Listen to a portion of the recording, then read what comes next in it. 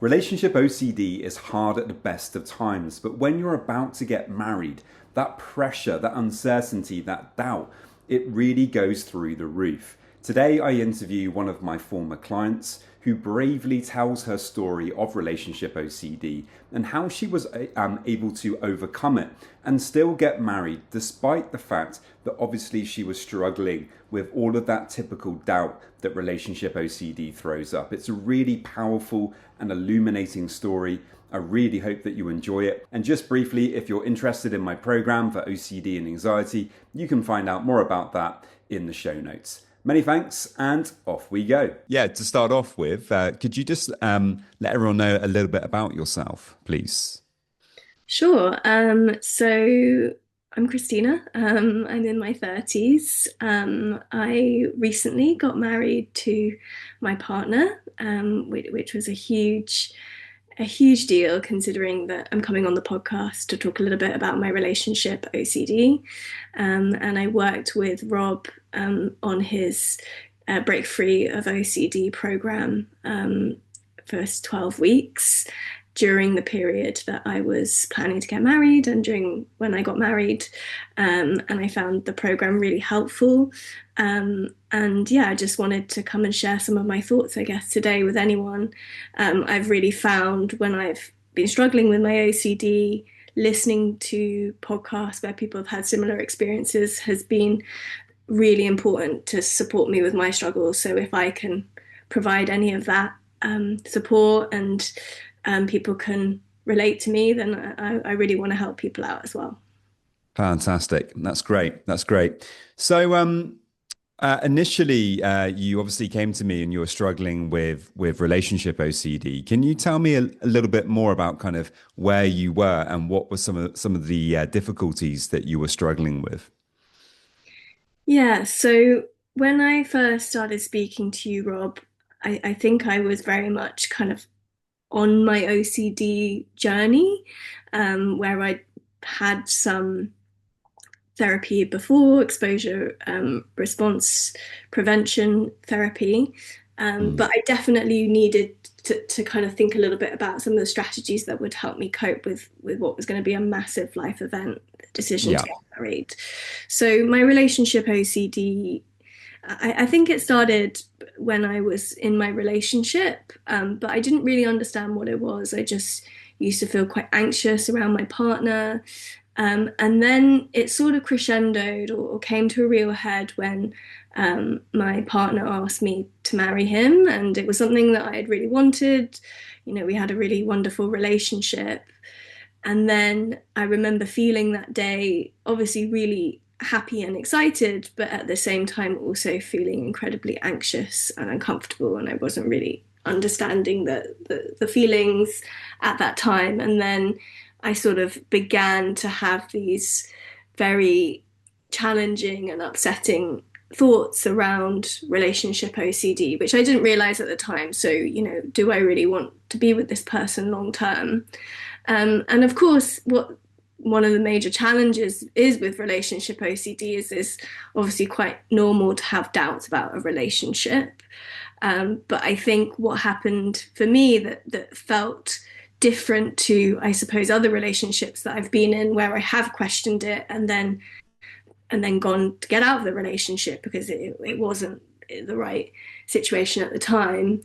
For this one, I Mm. felt extremely confused, and also just like feeling a little bit out of control of the thoughts I was having. So it became really distressing. And then I sought some help from various different therapists. I read a couple of books on relationship OCD and sort of managed to figure out what I was experiencing was relationship OCD. Mm. And then it took me on quite a long journey from where, you know, we'd planned the wedding and we actually ended up cancelling the wedding because I wasn't in the right Yeah. headspace. Yeah. Yeah, which was huge, you know, Yeah. basically having a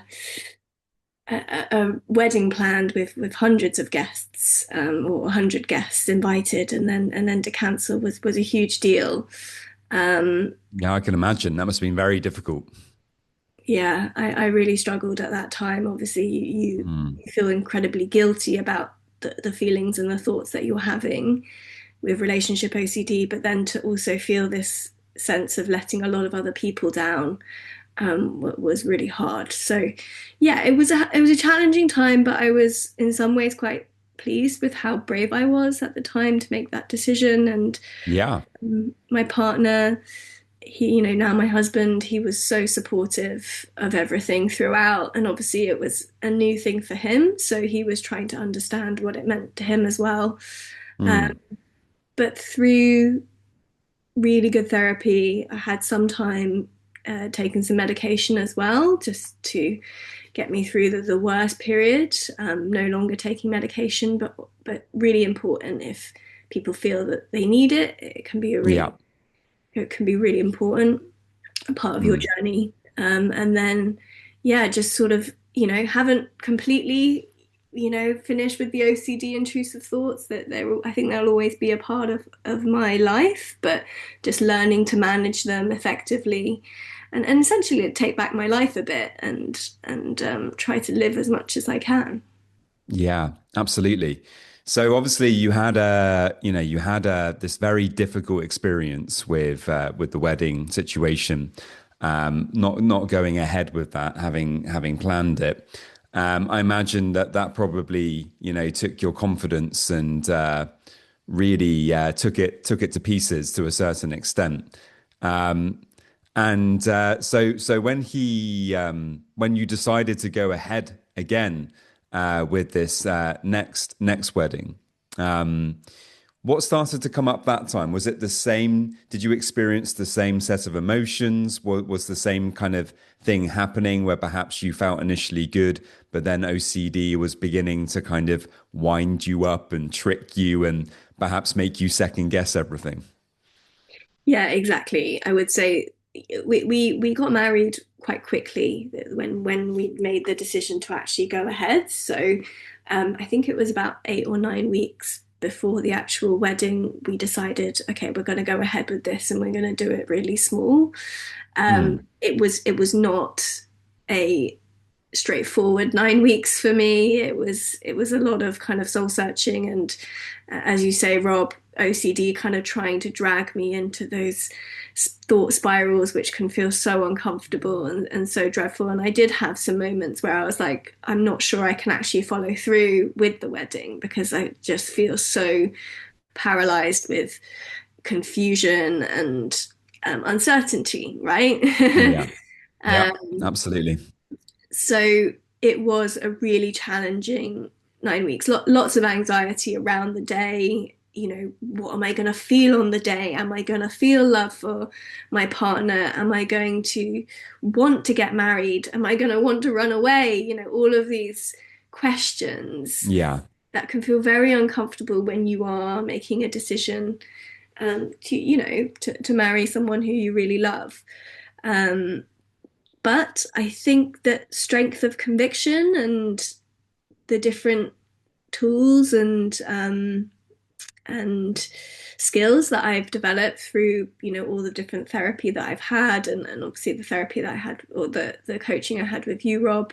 Mm. I was able to, as soon as, or when I was trying going into those thought spirals, the rumination, I would, really try and bring myself back to the present as much as possible. So, yeah, it wasn't an easy time, um, but it was definitely a challenge that was I was able to overcome.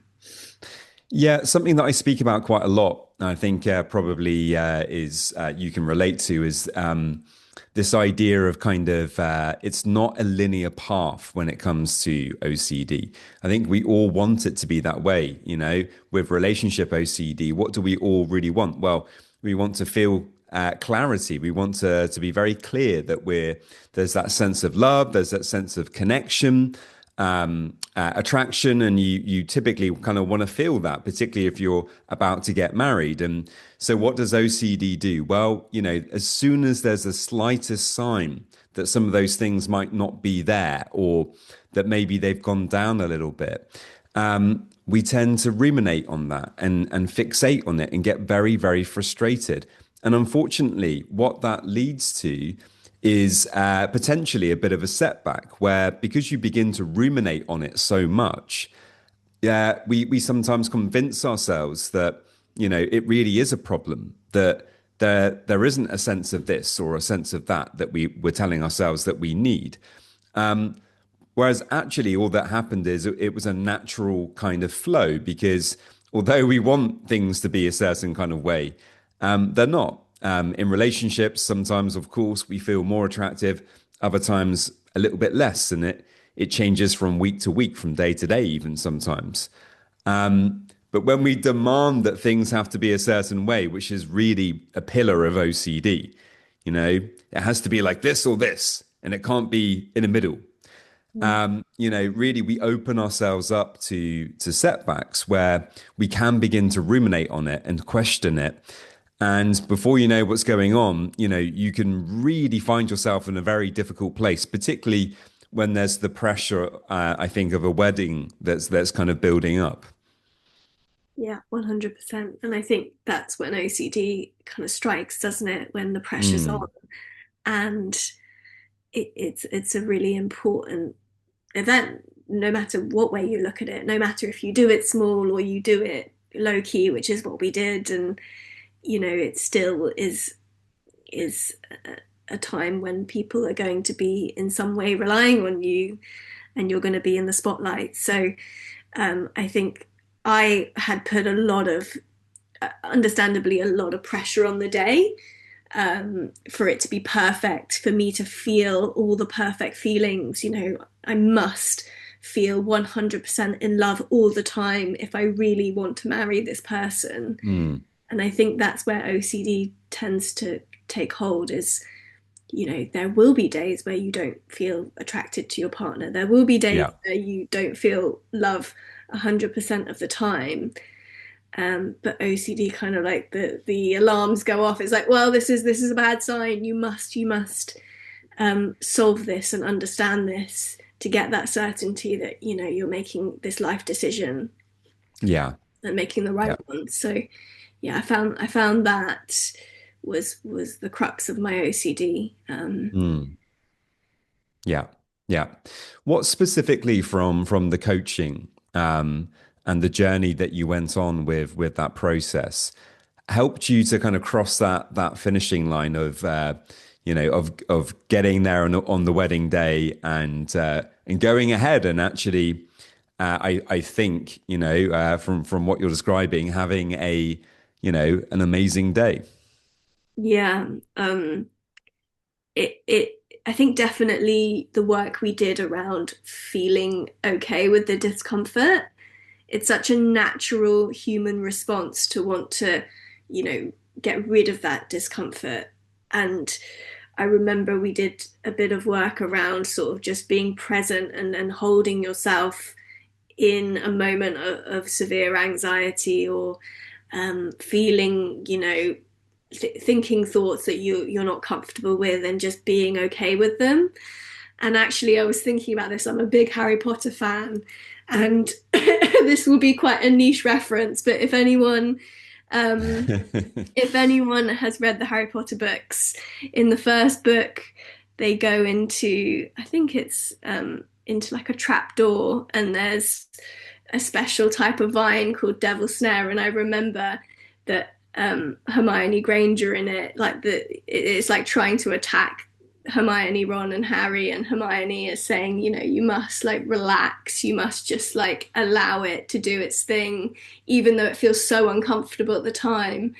And that's the metaphor that I have when I think about, when I'm in that moment of real discomfort, when I'm feeling really anxious, when got a Yeah. lot of thoughts that feel very overwhelming. I just try and sit with them and think, okay, no, like it's, it feels very uncomfortable right now, but it will pass, and I'm okay with how I feel in this moment in time. So that's the analogy I keep coming back to. The other one that helps me as well is, you've talked about it quite a bit, I think, how OCD likes to have a spotlight on one very small element of your life, Mm. and to think a little bit about your life as a stage and the spotlight focusing in on a crack on the wall on the stage. And I think that's been really helpful because I feel like I was ruminating for perhaps hours a day on something which, of course was important in my head, whether I really wanted to marry my partner. Of course, that's a huge question, but my life is so much bigger and broader than that. So being able to then try and refocus and think, okay, no, I'm going to try and, you know, think about my life in terms of the bigger stage, my Yeah. friends, my family, the parts of my relationship that I do really love and spend and enjoy spending time with my partner. So yeah, I think that helped me as well to refocus. Yeah, that's amazing. That's brilliant. And obviously, I just mentioned there, you crossed the finish line, in inverted commas, because of course, just getting married doesn't mean necessarily that you've crossed the finish line. It's a massive hurdle that you crossed, and so yeah, my next question is like, how are things after that? Because I imagine obviously getting across that particular line was huge. But, at some point after the elation calms down of the day or the following days, how was that then? And did you have to bring different tools to the table for that? Yeah, so I mean, the wedding day was it was sort of cliched in some ways. People talk about it being the happiest day of your life. It genuinely was, and Yeah. wasn't what I expected. And I had done a lot of preparation in advance of the day to be really uncomfortable. It might have been with some challenging thoughts and feelings, but actually, I just had the best time with my closest family and friends, and obviously my wonderful husband. So yeah, the day was amazing, and I was on such a high the day, and to some extent the day after. I think, of course, the weeks after were challenging because I think there was a small part of me that thought, once I get married, the OCD will be solved. It will be cured, right? Mm. And then you come to realize that that's not the case. That you do have to still work with, um, what is a disorder, and it obviously came in different ways following the wedding. It wasn't obviously about the wedding anymore, it was about other things. So I think there was a moment where I felt so um, dejected because I was like, oh my gosh, like I thought that I Mm. was done with this. Here it is, it's back knocking Yeah. on my door. Um, Yeah. but I think then you just have to, be strong and realize, okay, no, I've built the skills, I've built the tools, so let's try and re-employ them. And yeah, I want to be clear, like it's not every day is a great day. Sometimes I have a difficult, hour, afternoon, evening, um, but it doesn't occupy my life quite in the same way that it used to. Yeah, absolutely. And speaking of cliches, OCD, it's a journey. It really is, though. And, there's ups and downs. But, it seems to me from what you're describing that you're really moving overall in a very positive direction. And that's fantastic. So, if you, last question, if you just had one piece of advice for people who might be struggling with OCD and anxiety, maybe with relationship OCD specifically, what would you tell them?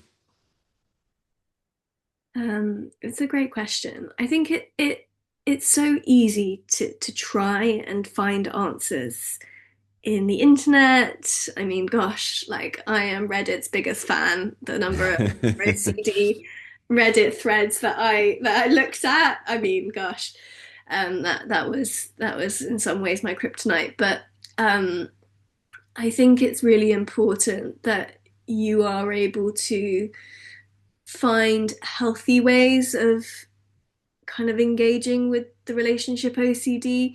So for me, listening to podcasts of other people's experience was good, but also being able to shut it away and say, okay, no, I've done my research for today, or I've done, you know, rumination that I need to for today. So yeah, I think obviously find solitude in other people having a similar experience, Mm.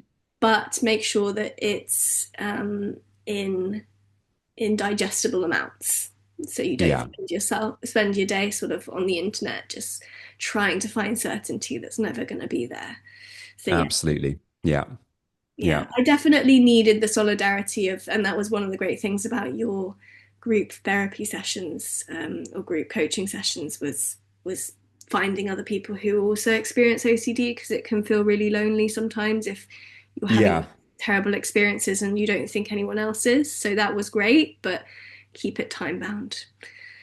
Yeah, absolutely. Yeah, obviously the coaching is one-to-one sessions and the group stuff. But yeah, I think the group is a really powerful way to feel more supported, and importantly to feel less shame because so often we put so much guilt on ourselves for experiencing these things, particularly when it's about relationships and things like that. I think we can be very hard on ourselves about that. Yeah, and seek help as well. I mean, I did lots of different types of therapies and coaching. I think it was the multi-pronged approach that really helped me in the end. And yeah, sometimes it can be expensive, sometimes it can be time consuming, but it's so worth the investment, I would say. Yeah, brilliant.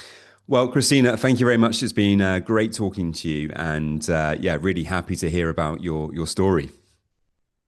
Thank you so much for having me on. And yeah, really hoping that my story will resonate with somebody.